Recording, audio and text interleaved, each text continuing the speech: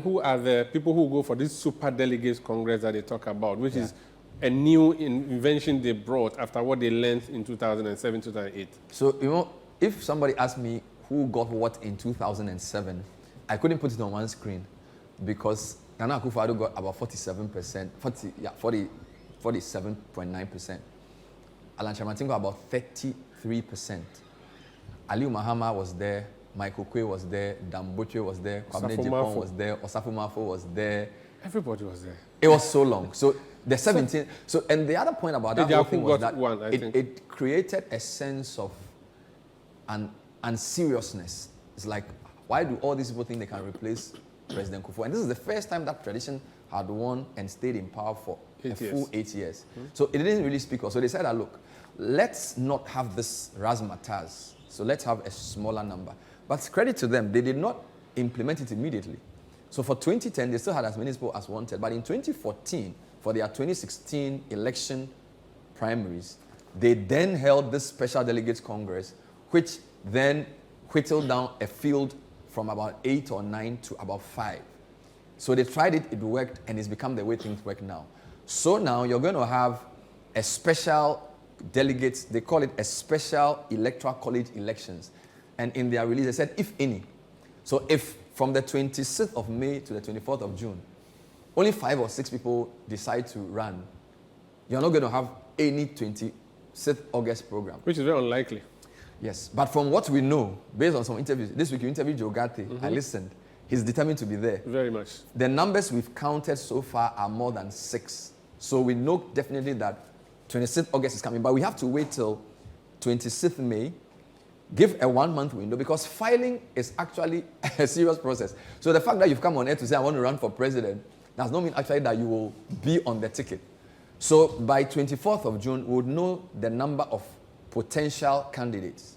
Then they would then do this August 26th Special Delegates Conference or special election, which will then whittle down the number to the top 5, which top 5 will then go into a final expanded electoral college program in November. And that will be first past the post. Whoever wins that then becomes a flag bearer.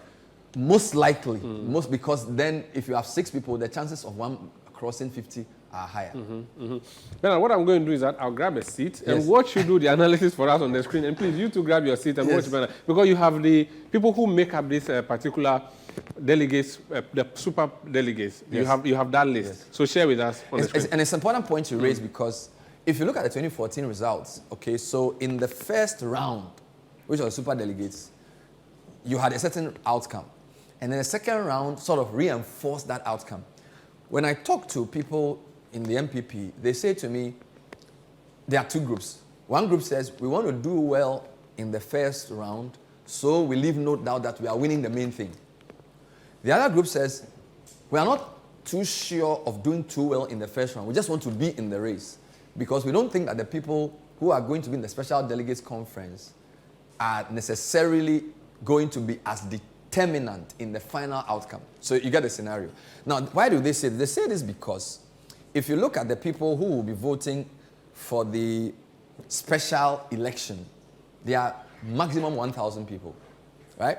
But the main electoral college is close to 180,000. So, and this is not necessarily a mirror of this, right? And I'll explain why. So this is a carefully selected group of people who are party. These are the core. Is it the core of the party? These are the party aristocrats. Okay. Right. These are the party aristocrats who have been there, done that. The privileged few. They have a sense of judgment, and when I bring the list, you'll get it. This is the party machine. The base. So this is the party selected aristocrats, but this is the party machine. So some people say, if I win this, it tells the world that I am the leader, so these guys will be convinced. So if I get 80% here, these guys will say, Charlie, this guy has 80%, so let's give it to him. The person who had 20% has no support. Let me just be clear on something. If you won the August one handsomely, it still does not mean you are the flag bearer, does it? I have to check the Constitution. Okay. But I don't see it. They are looking. Okay, it's a good question because, for example, if somebody had 100% and everybody else got 0, what's the point of going to it? Do you get me? But they will still do it because it's a legal by their issue. constitution, yeah. So it's a legal issue. So what I'm saying is that these are the aristocrats. This is the machine, right? And this is important because the polls we discussed last week and the polls that we'll be discussing today point to some very interesting dynamics where some candidates seem to be very strong in the general Ghanaian population, but not as strong in their party. And you can translate as some are also very strong in the party, but not with party leadership, right? So it's important to show you who is going to vote here and who's going to vote here. Very important. So, okay, so let's break down these guys? 889. Who is in 889? Now, these people are the National Executive Council members. They call them the NEC. Now, I'll explain who the NEC are. Then we National have the Council. So the National Council members. So this is like the advisory. Yes, it's like the board. It's like the board of governors. All right. Then you have the National Executive Council, which is like the management. Right. National Executive Committee. Yes. So my point is that these guys have like some respect. They're not administrative. So you have the past president Kufuor. There's no past vice president, but Dr. Mpamia will be there. He will vote for himself. Okay. The president will be there, right?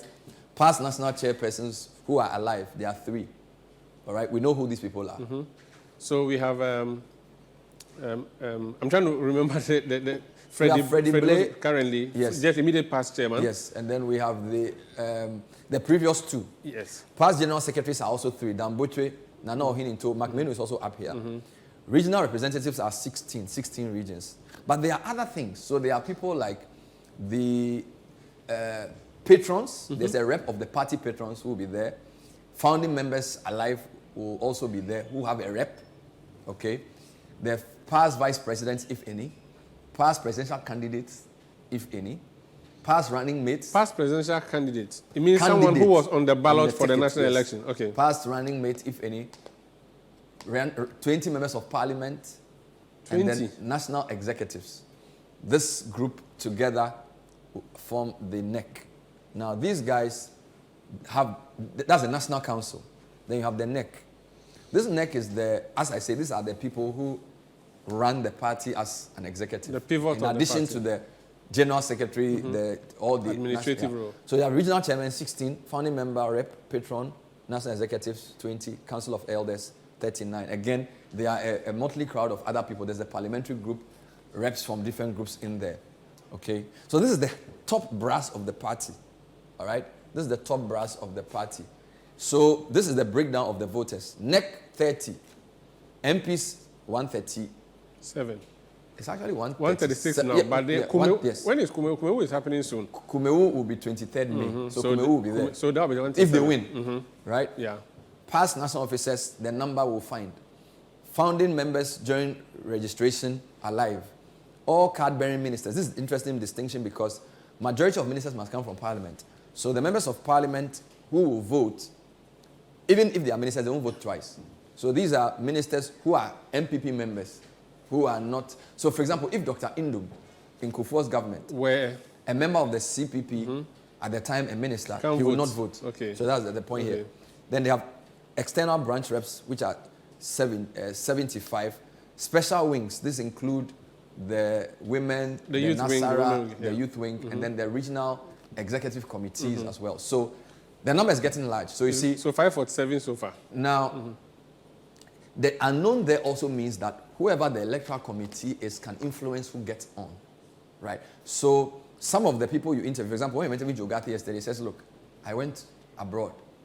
External guys will be voting. It was in Canada. Yes. So there's presumably the North America people will vote, all right? Some people know who they will get. So they know who to target. So some of the people who say they are not in the polls doing well, they feel that they need to get into the 5 with these people I've mentioned here. Then the Regional Executive Committee of 547. So when you put all of that together, you're getting close to the 800. Okay. Now, so that's the special election. Let me just put this back again. So this is a special election. For August. Yes. When you put all of this together, you get about 890 people. So these are the people. National Council of Elders, 30. MPs, 137.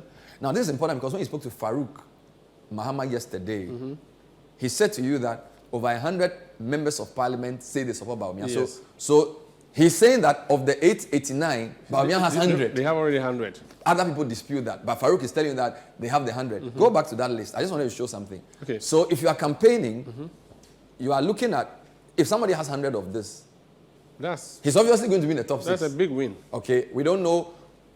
We know some of these people, National Council of Elders, these are the sages of the party. So if Jogate is targeting these people, it makes sense because they are 75. If Free Akoto is targeting special reps, talking to Nasara, it makes sense. So the if regional Alan Trematin people is touring regions, it makes sense because they are trying to get as many of these as possible to get into the top. So the electoral college is subdivided. The most important and significant, or the largest number, will be the executive committee for the regions. Yes. Then the second highest will be MPs. Yes. Then we come to external branches in that order, and it descends until we get the final, which is just the president and vice. So it means people know who they are campaigning to. Yes. Does it mean then rallies don't matter at this time? That's a great question. I don't know because the time between this vote and November is not that long. So elections are also about perceptions, right? Sometimes you want to convince people that you have support. So you do a march and have 10,000 people on the street to show that I'm actually the guy that people want. So you can't say rallies are not important. Elections are not like a linear. So what I would say is that the most important thing now is to make sure you are in the top 6. I also assume that a lot of the guys who are campaigning on a national front, so for example in NDC, Mahama is doing a national campaign. He knows he's going to get the, or he feels confident. I can say that the front runners are pretty confident they'll get through the 6, which is why they are focusing on the this larger number. Next group. The front runners are thinking about the next group because they feel like these are the guys who will really determine the fortune, because that's what the first one I'll go through. 800 people who are going to determine which 5 people out of the 9 are going to be standing for elections in November. It could even be 10. It could be 11. So far, we know about 9. Yeah. There's a gentleman who has come up. He's a lecturer, I think, at KNUST. We haven't seen much of him, but he's also in the race. So that makes the number 10. And he may go higher than that. So this is the number to look out for, 800 plus. If you are a parliamentary, if you are presidential hopeful in the NPP, you know who you should be targeting. And it's very easy to target them. I'm sure by now the party has already given the list. These are people who are known by everybody. For instance, you know President Kufuor, his former president, the only former president, so you can go and campaign to him. But usually people like that will not take a decision. They will not take a side with any of the candidates. Let's move forward. What else do you have for us? So the big election is actually in November, 4th November. All right? November 4th is where you now have the main expanded electoral college, close to 200,000. It could be more. For now, based on our calculation, this is the number we have.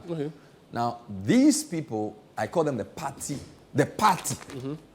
Right? This is the party. Now, the only group of people who are not here are the card-carrying ordinary members. Right? So, like, if all NPP members with cards were added to this, it would be in the millions. But this is the party machine. All right? Who are part of this machine? Now, the party machine. Where am I? No, it's at the back. The party machine. That's the base. Good. This is the breakdown. Your national council, which will do the first round of voting. So these are people who are going to be part of the 179,000 plus. Yes. So these guys who are part of the 800 are also going to vote in this election. The NEC will also be there. National Council, National Executive Committee. Now, Regional Executive Committee. All right. So all regional executives put together, and they are together almost 550 people. All voting members of the constituency executive. So if you take a constituency like Adenta will have a chairman, 17 executives. So each constituency has that. Now you multiply 17 by 275. That's where you're getting to. Okay. We haven't even added the regional chairpersons, because regional chairpersons are on a higher level. Then there's something also called electoral area coordinator. So if you take again Adenta has about 6 electoral areas. Each electoral area, so political parties are well divided. They are everywhere, under every tree. All the way to the bottom. The main political parties do this. So they also have their electoral area coordinators who are 6,500. So that coordinator coordinates a number of areas. Yes, and in fact, when the CI is brought out, this number may increase because electoral areas are determined by the polling stations. No, so you have the constituency, Adenta. You have 6 electoral areas. Yes. Then under the electoral areas, you have the polling stations within the electoral area. Yes. So the parties have a structure that covers both the constituency, the electoral area, and then the polling station, right? And again, this number for the election is fixed, but for the main election, 2024, this figure may be bigger because you would have more polling stations and they will need more people to man every polling station. So all the officers of the party, right, from Form 1 to Upper 6, they are all going to be going in the to National vote. Council at the bottom there, 15, very defined. We know who that is. Yes. Okay, if you're a member of the New Patriotic Party, I'm sure you know if you're qualified to vote or not.